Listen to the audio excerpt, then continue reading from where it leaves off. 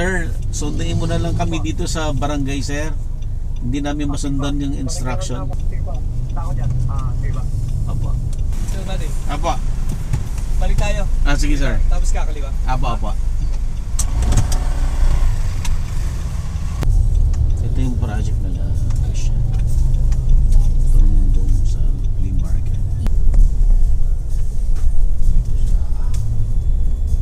At capital kami, yung mga paintings. Oo nga eh. Magaganda ba, Yung sir? mga blanco, magaganda. Magaganda. May mga mabibili dito na May artwork. Kapitang birthday. Yan ang aming kan. Ito yung LPG. Bibigas yung bago na 3 kilos. Automatic na siya. Ito yun. Yan. Maliliit, Maliliit sir. po. Yan. Automatic siya. Yan. Hindi ka na magsisindi ng posporo. Meron din manual. Meron din sa manual. Dala-dala namin yung brand yan. Exclusive kami sa Rizal. Tapos ito yung bigasan ng Co-op. Pero dati bigasan to, nagsara na ako. Pinagamit ko na sa Co-op. Yan. Kami na nag-re-retail. Tayo? Saan po galing yung mga bigas, sir? Dito lang sa Taytay, may dealer na malaki dyan. Gagaling sa Bella. Galing Isabela. Opo. Makapunta kayo sa office namin maliit. Marami pang bakante. Nung pandemic, na-epektuhan sila. Humina. Si Ma'am Helen Oroso, manager. Hello, ma'am. Pasok. Hello po. Pasok. Hello. Morning.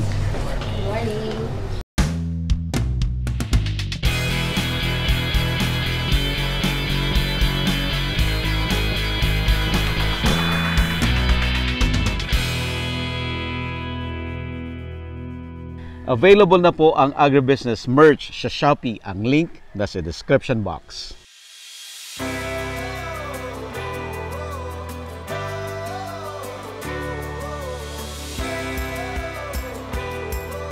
Sergio kayo ang chairman.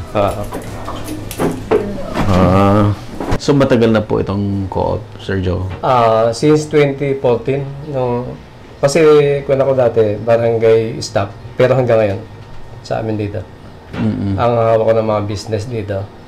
Kaya lang na tayo ko yung co-op, kaya nag full time na ako dito.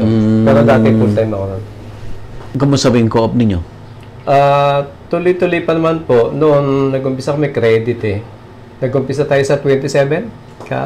Tapos, 27. Credit. Credit. 37,000, no? 37,500 po yung initial paid up capital. Yun, doon kami nag-umpisa. Tapos, ngayon 3.6 million na yung asset natin. Niroll namin. Medyo bumagal pa nga eh. Dahil yung pandemic. Na-epekto kami. Pero bukod doon, nagtyaga pa rin kaming pakonti-konti utang. Sa kabila nung may mga delinquent, matured account, nagtyagaan na namin yun. Tapos para hindi kami mahirapan sa ngayon, almost 700,000 ang ating arrears. Kumausap kami ng isang collecting agency, siya na bahala. Sila na. Sila na. Para serba din ako na-immune na sila doon sa kapupunta ng collector namin. Kaya nangyari, nakaisip yung board of director, ipasa na lang doon sa collecting agency. Kasi sanay na silang maningil, pupuntahan niya, tatawagan. Yan. Para kung ano yung dito magbabayad at may patong na 20% pag nakolekta doon sa kanilang balanse. Dadagdagan? Dadagdagan po. Ng 20%? Oo, para sa legal services. Doon naman mapupunta sa collecting agent? Opo. Kung tumawad, i-discount namin halimbawa 10, ganyan. Isa-subsidize ng copy yung 10, tapos yung 10, magagaling sa kwan. I see. Natanggal ang sakit sa ulo nyo? Opo. Kasi parang immune na sila sa kwan. Tawag, punta, barangay, parang nababaliwala eh. Pag collecting agent, natatakot sila? Sanay na po yun kasi hawak na yung mga bangko. May mga bangko sila hawak. Mas madali sa amin. Tsaka yung oras po kasi kinakain. Oo, yung oras. So, sobrang dami na po namin pinadalang mga letters ini-ignore lang nila. So, I think this time, May nag-work naman. O ka-transition nyo lang. Inumpisa namin sa mga, mga kasama ko sa barangay. pero marami na, hindi pa namin na, balitaan pa lang po nila na ipo-forward na namin. Dami na pong nagpunta dito, nag-comply. At saka si Kapitan mismo, member. Kaya sabi niya, hindi pwede yan. Kasi may pera akong malaki dyan. Kailangan magbayad kayo. Yung mga staff ng barangay. Tsaka yung kagawad. Ganun po. Ano ba yung credit nyo? For what purpose yung I-loan. loan for Opo. for business nila? Business. Meron din hindi business. Sasabihin business pero hindi naman... Hindi pala business. Hindi pala gagamitin ng business. Kaya walang pambayad pag ganun. May dalawang klase tayong loan term. Oo. Diba? So, yung isa po, regular loan na tinatawag. So, kahit saan nila yun gamitin. Gamitin. Okay. Pero yung isa po naming loan naman ay business assistance loan. Pang buyout naman namin yun sa pagkuha nila sa mga loan sharks. Tulad ng mga Bombay. Wherein ang interest nila ay 20%. May item pang kasama. So, dito po, ano lang yung interest nila, 3% lang, tapos meron pa silang patronage refund doon. So, kaya malaking bagay po yun, yung ano na yun. Hindi sila mababaw sa Bombay kasi nga 20% po sa Bombay. Hindi lang 20% kasi yung roll nun eh. Pag nagbayad ka pa, utang ulit ng Bombay. Ganun. Kaya parang 60 days, kung ang nilon niya 12,000, 200 kada araw na. 200 per day. Kung nilon niya 6,000, 100 per day. Magaan na sa mga nagtitinda yun. Ang tubo lang po nung pumapatak nung 300, ay nung 6,000 na niloan nila, 360 lang. So kung sa Bombay nila yung kukunin or sa mga loan sharks, 1,200 na ang interest nun sa kanila. Plus, kailangan pa nilang kumuha ng ibang item. So, yun po yung... Napaninda ni Bombay. Paninda. Ganun. Ba, kung lambo, kung ano, payo. Cash and kind pala. So, ganun po yung ano nila. Nakita po namin yun. Ano pang silbi na nandito yung co-op kung hindi naman kung hindi co-op yung tutulong sa inyo na mas mapagaan yung buhay nyo. Saka Sir Buddy, yung mga loan shark na yan, hindi nagbabayad ng tax. Malaking kawalan sa gobyerno natin yan. Parang underground economy yan. Underground economy nga. Samantalang kung kay co-op, maliit na interest, nakakatulong pa yung co-op sa mga business nila. May mga successful rin kayo, beneficiaries? Meron po. Meron. Mayroon kaming member na from the start po, ang kanya nalulon ay 4,000. Tapos, nung siya ay nakakaloan na siya ng 80,000, 70,000. So, nabalitaan namin, unti-unting lumago yung kanyang karinderya, tapos nagkaroon siya ng mga paupahan. Tapos, si Ma'am Marie, sabi niya, laking tulong daw nung kasi napuhunan niya sa business ng yung inihiram niya dito na palago niya. Nagkaroon siya ng mga paupahan, mga sasakyan, tricycle. Tapos nung huli, kumuha siya ng chairman van na yun yung ginawa niya panimula bumabiyahe ng mga kalakal. So basically, kung gagamitin po talaga nila sa income generating yung kanilang malulon, malaki pong tulong. Kasi una, noon, hindi naman kami masyadong mahigpit sa collection. Lately lang po kami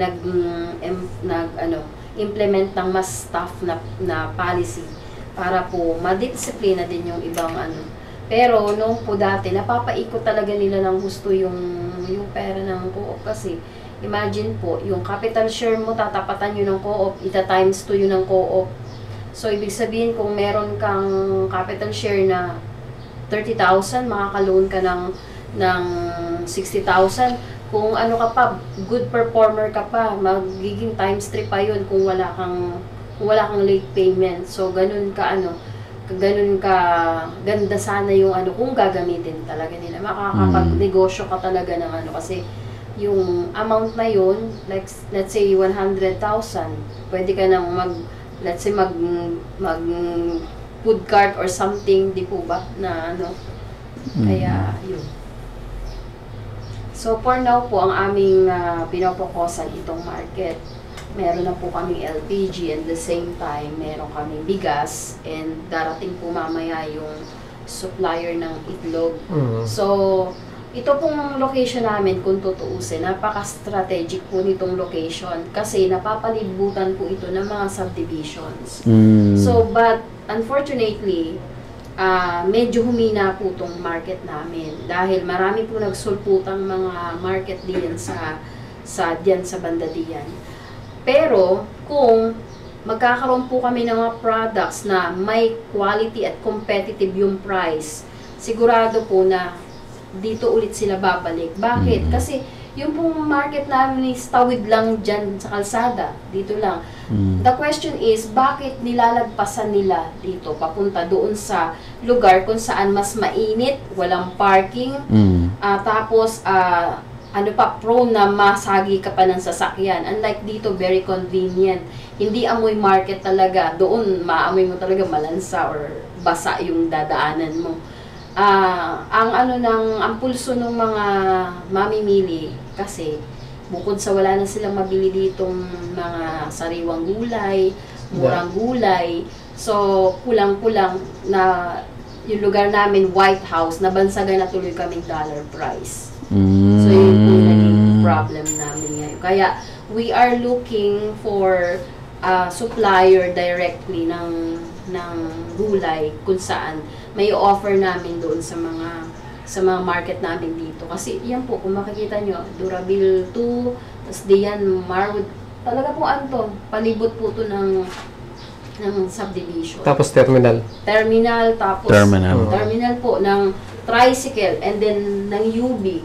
At the same time po yung health center. Yung mga nani nagpapacheck up dyan, kung tutusin, diretso na sila dito para mamili, di po ba? And then the same time may Palawan. Pagkatapos nilang kumuha, dapat ng kanilang remittance, kahit pa paano, mag-iikot sila at titingin kung anong produkto yung pwede nilang mabili. Pero unfortunately, naririnig namin minsan doon, kasi may pwesto ako doon, wala namang mabili. Tara, doon punta nga tayo doon sa doon sa Okay, bakit po in the first place, so maraming bakante na pwesto? Bakit po sir maraming bakanteng pwesto? Kasi sa body, kung mga mahal ang bilihin, parang nadala yung tao na, ay, hindi na tayo papasok dyan, mas kumpleto doon tayo pumunta dahil mura. Kasi dito may dalawang pwestong wet, pero ang presyo talaga para mahal. Mahal siya. Mahal po in a sense na kahit po mismong kapwa nila tenant dito at mismo dito ay hindi bumibili. Bakit po sila mahal? Humahango lang sila sa Antipolo Saan sa MLQ? MLQ. Parang ilang salin sila, parang pangatlo. Yung supplier babagsak sa MLQ. Tapos doon sila kukuha. Hindi naman sila makakakuha ng volume. Hindi kaya. Hindi kaya nila volume. Nung pandemic sa body, nakapagbiyahe kami sa Prosi. Malaki yung diferensya ng presyo. Pinapatuan, binigyan sila namin paninda, walang puhunan. Ang sabi pa, nalugi sila. Walang puhunan, nalugi pa. Dahil, anong reason nila bakit nalugi? Hindi, sabi lang yung Sir Buddy na nalugi para hindi magbayad sa kuko nung ipinabigyan namin paninda. Parang nagamit, yung benta nilang binigyan namin gulay, yung benta nun, ginamit nila sa ibang paninda nila. Pero umuupa po yung mga yan? Umuupa, bali 55 pesos kada stall yan. Yung mga yan. 55 pesos per day? Per day. Kung dalawa stall, 110. Yun. Gaano kadami po yung bakante? Ilan ba? Marami po. Kalahati na, no? Oh. Dati puno yan? Puno po yun. Yes po. Marami pa dito nag-i-inquire na yung sa isda, sa gulay, wala na kami maibigay na pwesto before. Nung una ka tayo nagbiyahe sa galing Prosi, ang lakas no?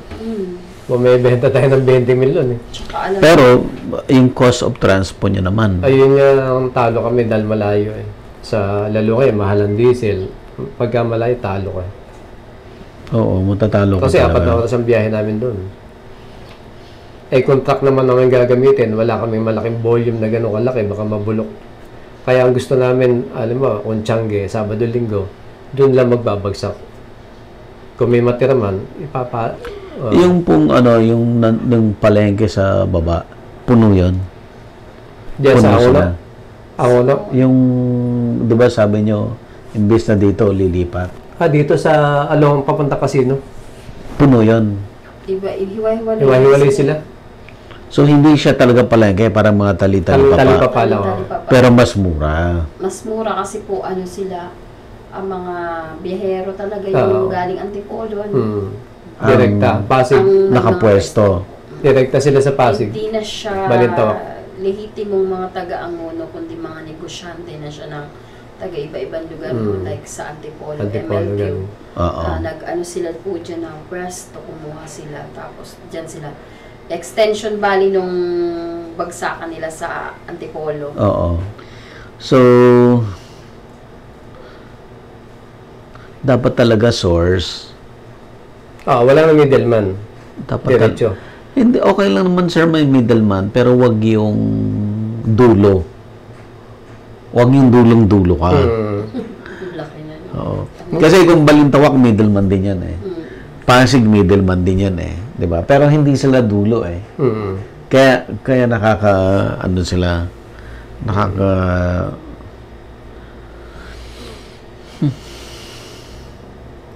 ano bang magandang gawin? Ay, symbiotic. Hindi, sinasabi niyo yung supply sa baras, mga farmers yun. Farmers yung mga yon na pwedeng sumuporta si pwedeng LGU. sumuporta si LGU para madala yung produkto. Yung DA ni Baras, yun. Pwede sila sumuporta. Pwede rin yung iba kasi doon, like yung isa may na rin eh, may kaya-kaya na konti. Baka pwede niyang iluwas. Kasama ko sa council ng provincial co si Almario sa budget. Kasama ko sa council okay. yung Sige. provincial. Okay. Siya ang treasurer namin sa provincial co. So, ang plano niyo, sir, kayo ang mag-run.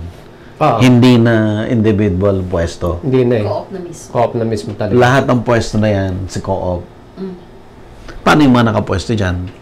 Bahala sila. Talagang mawala. Tatanggalin talaga. Or gusto nila, bibigyan namin sila ng supply, pero susunod sila sa SRP. Presyo. SRP. Pwede. Kasi kung hindi, In short, kayo ang mag-consolidate ng supply. Tatapatan namin yun sa may machinery, yung presyo nila. Para yung Doon. mga tao. Hindi, baba nyo pa kung kaya pa. Sa harap kami naglalagay. Sa harap. Diyan po, talagang pumupunta po dyan mga Sa harap. pagka Naka-display yung mga dyan. Pero ang inaano nyo, sir, sa ngayon, anong strategy nyo? Sunday muna, ganun? Hindi, Saturday. Saturday, Sunday. Parang flea market. Opo, Yan. market day. So, pag flea market, puntahan sila dyan. Yan. Kasi usually, yung mga nanay nagsusumba diyan eh. Tapos, pag alam na nila na mayroong mga gulay dyan, lalo't sariwa, dinudumog po nila. Bakit hindi nyo kausapin yung mga nagpupunta sa MLQ na nagbabagsak, kausapin nyo sila na magbagsak din dito?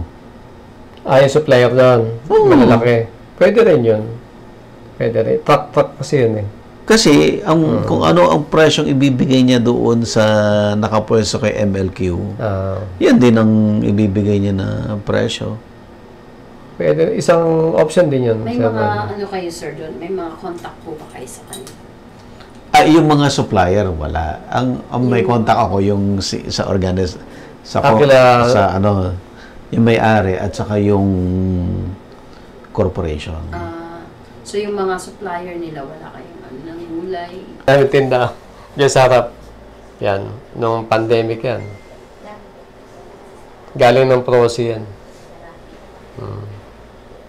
Masyadong malayo, sir, ang Prosi. Oo nga, malayo. Pinagtsagaan lang namin talaga eh. Diyan nakalatag. Madali lang naman maghanap ng sir. Sir, madali lang maghanap ng supplier. Yung strategy namin kung paano namin mapapalakas to. Yung presyo talaga. Sayang, presyo. Wala nang iba. Nagdidictate. Presyo lang talaga, wala nang iba. Sa mga isda, Sir Buddy, may contact din kayo supplier malalaki? Isda. Bakit hindi? Bumiyahe ka lang one time sa sir? Ang dali lang naman, sir, pumunta ka lang sa Nabotas. Oo.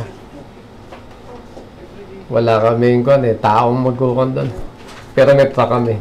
Hindi, ang strategy, pupunta ka doon para maghanap ka ng ang negosyo nila, yung umaangkat para mag-deliver. Ito, sir, punta ka Balintawak. Pag nakahanap ka doon ng suki mo, yung suki mo na yon, siya ang magsusource lahat ng kailangan mo. Pwede ganun. Tapos, may mga sasakyan doon na for rent. May mga owner doon na for rent. Dadalhin na dito yun. Hindi mo kailangan pumunta doon sa Balintawak. Sa umpisa. Kasi establish mo yung suki mo, yung reliable na taga-source mo, yung reliable na bilihan. Mas malapit yan kaysa Divisoria, no? Ang mangyayari doon at start, kailangan mo muna ma-establish yung quality na kailangan mo, yung hinahanap mo. Kasi yan ang importante, ma-establish mo na may meeting ako. Magsuki kayo. Para pag sinabi mong good talaga. Hindi yung semi-good. Oo, hindi yung may bomba sa loob, yung gano'n. Yun lang ang umpisa nun. Ma-establish mo lang yun. Pag na-establish mo na yun, hindi mo na kailangan pumunta. Sir, meron akong kakilala. Ang pwes niya sa loob ng subdivision, yung buong baba ng bahay niya, kinonvert na niya ng talipapa. Nag-ooperate siya for siguro mga 10 years na ngayon. Not even once pumunta siya ng palengke. Hindi siya pumunta ng palengke. Sinusuplayan. Lahat, darating lahat ng Si supply. Mr. Rapi Scanio, auditor na rin. Hello, sir. Internal. Ang problem kasi, sir, pag, direkta ka sa farmer. Okay. Number one problem, yung farmer ba may capability para dalhin yung produkto niya sa'yo? Okay, the problem na yan. Okay. Nagtatanong lang siya. Second, ang farmer, ayaw niya, tamad siya ang magdala. Mayroong farmer na nagdadala. Pero karamihan ng farmer, ayaw niya siyang magdala. Tinatamad siya. Okay. Kung hindi man tinatamad, kung ang next, kung meron siyang logistics para dalhin sa'yo. The farmer, may kanya-kanyang specialty ng gulay na tinatanim. Okay. Kung siya ay sanay sa okra lang. Okra, or Halong. halimbawa, mag-alternate siya ng sitaw o mag-alternate siya ng kalabasa. One at a time yon. So, pag naubos yung okra niya, sinong source mo ng okra? Wala na. Di ba? So, kung farmer ang kausap mo, kailangan mong kumausap ng 5 farmer na nagtatanim ng okra para lang siguradong araw-araw may okra ka. May cycle kasi yun eh. May cycle na pagtatanim. May cycle kasi, tapos meron pang tinatawag na crop rotation. Kailangan nila magpalit ng crop. Hindi po pwedeng yun ang lagi tinatanim niya kasi puro insekto na nasa paligid niya. So, kailangan niya magtanim ng ibang crop para yung unang insekto wala siyang kakainin. Kasi yung pangalawang crop, iba rin ang insekto niya. Yan. So, may crop rotation silang tinatawag. In short, sa totoo lang, di ba, sir, hindi naman sa lagi sabi, let's help the farmers. Pero ayun yung mga totoong problema doon. Paano mo siya i-consolidate paano mo i-solve mga ganyang klaseng problema? Yun doon pumapasok yung mga mahuhusay na trader. Kasi yung mahuhusay na trader, lahat ng kailangan ng buyer, sigurado meron siya. Mapa-okra, mapa-kalabasa, mapa-Baguio vegetables, lahat meron siya, dala-dala niya lahat. Lahat ng kailangan ang isang buyer pupunta doon. Konti-konti lang naman kailangan niya eh, pero madami. Let's say 30 kinds of vegetables. Pero tagpo 5 kilos lang or less, di ba? Kaya niyang kunin lahat 'yun kay trader kasi si trader kompleto. Iyon ang problema. Yun talaga yung katotohanan doon sa value chain. Kaya, hindi naman, okay naman na may trader. Ang naging problema lang natin, ang dami nga kasi yung layer. Yung from the farmer, may sasalo, may sasalo, may sasalo, may sasalo, may sasalo. Kaya nagmamahal. Kaya, hindi naman masamang kumuha sa trader, but make it sure na nandun ka sa una, pangalawang steps para yung paninda mo hindi rin gano'n tataas. Yun po yung katotohanan doon. Let's say, isang lugar, let's say, halimbawa, Baras, kung meron doon magko-consolidate ng iba, 20 farmers niya, ko-consolidate niya, para yung nag-consolidate na yan, yun ang magdadala dito. Better yon kaysa yung kakausapin mo lahat yung 20 farmers. Kasi imposible talaga mangyari yun. Kung yung nagdadala dyan sa MLQ, sir, makakausap niyo siya. Kasi yung nagdadala sa MLQ,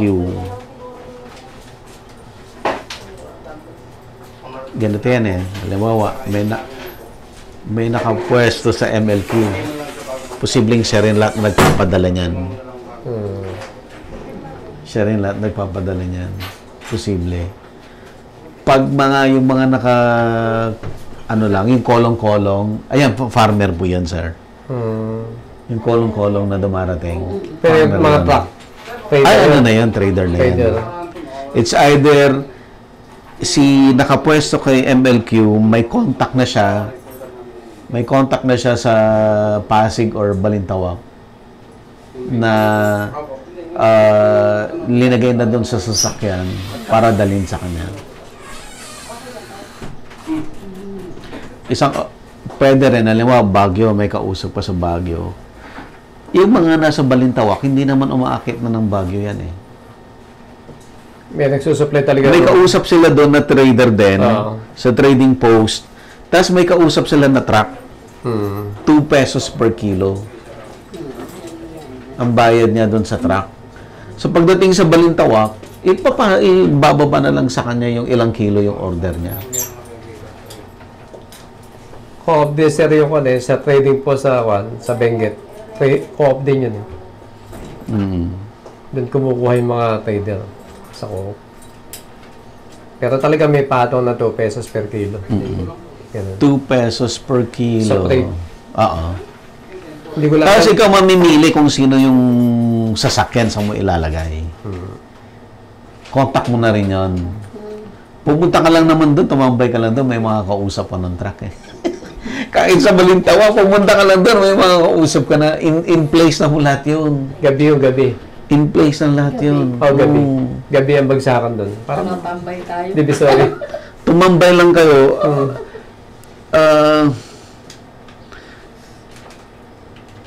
Tambay lang kayo, sir.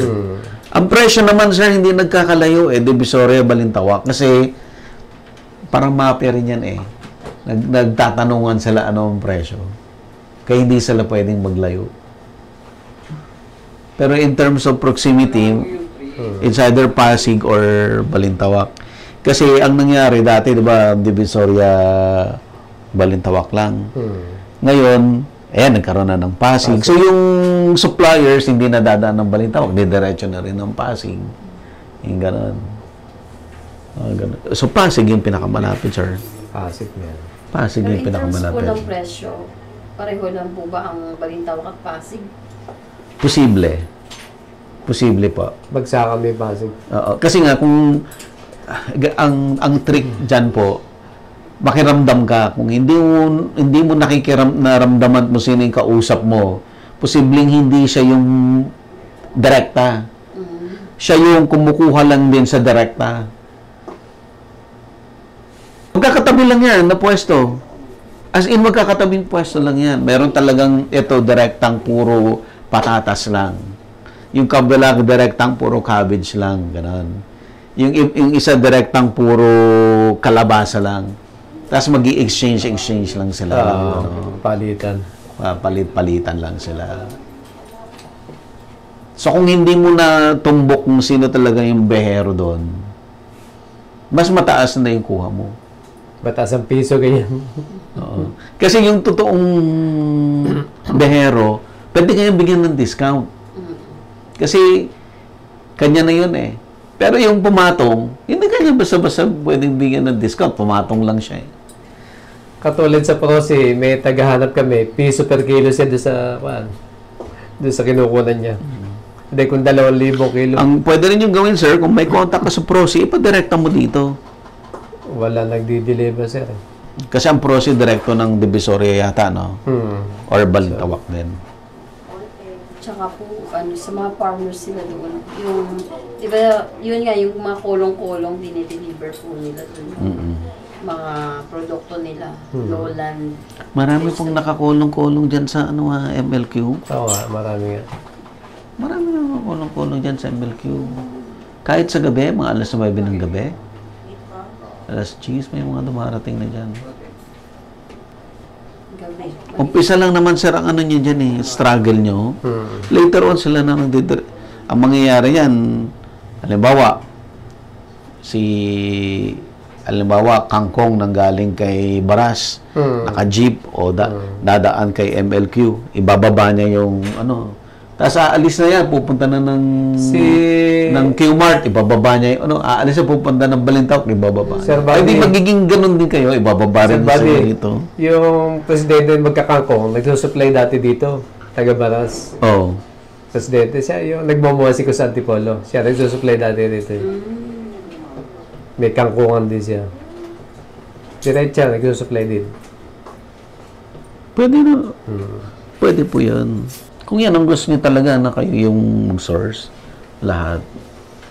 Presyo ang pinakasusi talaga dyan. Fresh po. Oo.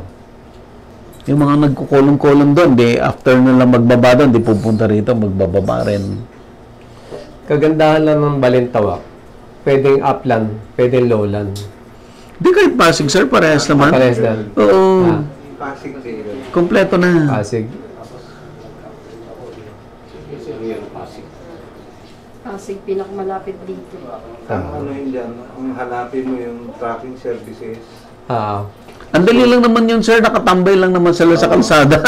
Yung natatanda mo yung nag-alok sa atin dito, yung kaibigan kong accountant, yung tracking services, kliyente niya. Kaya kung magkano bagsak niya sa Balintawak ng mga isda, pwede rin niya ibagsak sa atin. Ganun lang naman yan eh. Pero bago mo malaman yan, buhay nila talaga. Oo, hindi po pwedeng, pupunta ka talaga doon. Pupunta ka ron. Alamin mo. Sa una lang naman yan, di ba? Pag na-contact mo na, supply na. Ang advantage kasi namin dito, meron kaming truck na available na hindi fully utilized.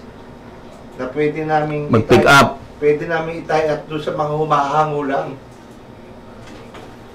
Hindi, sir. Kung may sarili ka ng truck, di yan ang pang-pick up mo ng goods nyo. Sa Balintawak. Oo, either Pasig, Balintawak, or Malabon. Pwede rin yun. Pero hindi siya gano'n. Aalamin mo muna lahat yan. Kung saan humahakot lahat yung mga yan. Kung makano hakot nila. Para malaman mo kung paano kung pipresyo. Kasi, maling, yung iba rin hindi direkta. Di ba? Kaya nga, sir. Kaya kailangan mo talaga pumunta doon. Alamin mo. Ang dali lang naman sir. Punta ka doon, mag-observe ka. Tingnan mo yung truck, binuksan. Andyan na yung mga kargador. Buhat-buhat. Tingnan mo yung pwesto, malaki ba? Gaano ba kalaki yung pwesto? At majority ba ng item binaba niya doon? Siya yung nagparating. Yung mga kape-kapiraso lang, mga ilang sako lang, nakiamot lang. Oo. Yung pinaka-main na bodega nila, halimbawa Pasig, kung saan yung marami. Oh, Siya yun. siya yun. Pero sa akin lang to, ang sikreto dyan, kaibiganin mo yung market master. Pag nakaibigan mo yung market master, alam niya yung Pwede rin. Lahat sa palengke alam niya. Nalalaman mo lahat. Pwede rin. Kasi pag individual yan, tama siya. Hindi mo alam korrekta yan. Pero mamumuhulan ka muna sa pagiging kaibigan mo siya, dapat talaga maging kaibigan mo. Marap ka ng koleksyon, papunta sa kanya. Tumigil na ako. Dati nagdadala ako sa Rustans. Yan. Yung si, ano yung nasa kanto? Shopwise. Ako nagdadala dyan eh. Ako nagdadala dyan eh. Sure. Huminto po kayo. Hindi naman kumikita eh. Sa Tanay kayo, di ba, Sir Buddy? Tanay. Ay, yung, iba, yung farm po. Pero walang tanim doon eh. Wala. Masyado eh. Ang mga gulay ko nanggagaling sa Pangasinan. Villasis. Opo. At saka Villasis, Asingan. Yung mga yan. Pero ang hub, Ordaneta. Kung gusto mo na direktang farmer, kolong-kolong. Kausapin mo lang yung dumarating dyan sa MLQ. Pwede mo nang pupuntahin dito. Ngayon, yung the rest, yung bulk, mag-source ka sa Pasig or Balintawak. Kung may sasakyan ka para mag-pick up, better. Kung wala, ang daming nakatambay doon na pwede mong bayaran para i-deliver dito. Pag na-establish mo na yan, hindi mo na kailangan pumunta doon. Text na lang, dumarating na dito yan. Kasi may mga pang-stock na gulay, kalabasa, sibuyas, luya, yan ang mga pang-stock eh. Patatas, tumatagal yan. Tapos yung mga nalalanta at madali masira, dapat yun daily o weekly. Ano lang po, kahit patatas, hindi eh. Kasi dapat, pag binili, dapat yung, alam mo, itsura ng bagong hukay eh. Ano lang talaga, sibuyas and kalabasa. Yun lang. Bawang, imported naman yung bawang. Luya, madali rin malanta. Oo, magkukulubot eh. Medyo matagal din pag magulang. Pag dry na. Ideal, sir, yung manggagaling sa farmer, pero ang dami mong sakit sa ulo. Talagang trader, kailangan. Oo.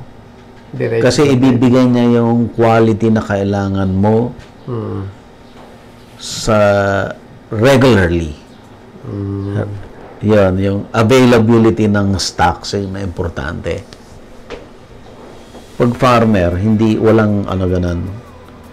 Walang certain quality, walang kasiguruhan hanggang kailan kanya dadalhan.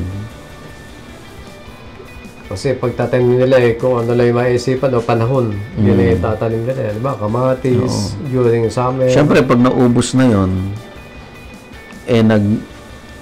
maghihintay siya ulit ng next. So, for the time being na wala ka rin Karanasan namin dyan, Sir Buddy, yung sa talong, isang 10 bags, 10 kilos. May mga tama yung talong. Meron talaga sa loob. Oo, sa loob. Ang dami nasasayang eh. Meron talaga yun. Ngayon, kung pumunta ka ng Balintawak, sasabihin mo yun, specify mo yun. Good. Good talaga or okay sa'yo yung may bomba sa loob. Nasa iyo. Magkaiba presyo na. Magkaiba presyo may sir. bomba, may halo. Oo. May halo kung gusto mo naman, ayaw mo ng per 10 kilos, ayaw mo, gusto mo selected, pwede rin. But you must be willing to pay. Yung presyo. Ganun talaga. Iba presyo ng good. Oo. Ang tanong, titingnan mo ngayon yung buyer mo dito, ano ang preference niya? Kung hindi naman siya yung maarte, kagaya ni Shopwise, bakit naman pagpipilitan mo yung first class? Eh di sasabihin na, kasi yung mamimili, hindi naman sasabihin na, mahal dyan kasi maganda. Hindi, ang sasabihin lang, mahal. Tapos, ang usapan. Available na po ang Agribusiness merch sa Shopee. Ang link nasa description box. Agribusiness, how it works. Instruct, inspire, succeed.